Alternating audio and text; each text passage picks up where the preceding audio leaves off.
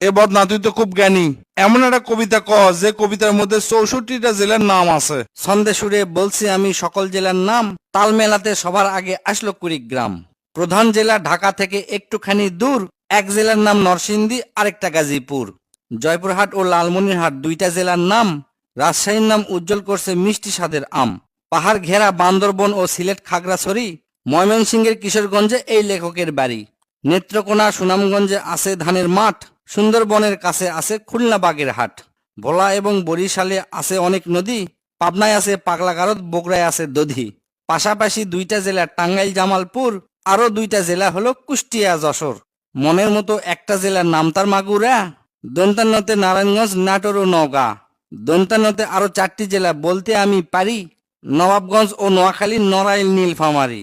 গঞ্জদিয়া মানিকগঞ্জ হয় আরো মুন্সীগঞ্জ, গোপালগঞ্জ হয়, হবিগঞ্জ হয় আরো সিরাজগঞ্জ।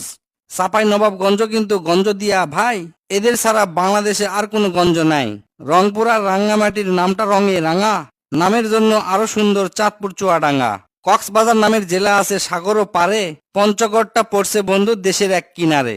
ফেনী জেলার নামটা মাত্র 2টা অক্ষর দিয়া, সবচেয়ে বেশি অক্ষর লাগে লিখতে ব্রাহ্মণবাড়িয়া। 6টা অক্ষর লিখতে লাগে মৌলভী বাজার, এদিক থেকে শরীয়তপুর সমান তাহার। শেষের দিকে এসে দেখি বসছে পুরের মেলা, নামের শেষে পুর লাগানো অনেকগুলো জেলা। পুর দিয়ে ভাই শেরপুর আছে পিরোজপুর, মেহেরপুর ও মাদারীপুর আরো দিনাজপুর। ফরিদপুর ও লক্ষ্মীপুর এই দুইটা জেলার সাথে পুরের পালা শেষ করিয়া গেলাম বরগুনাতে।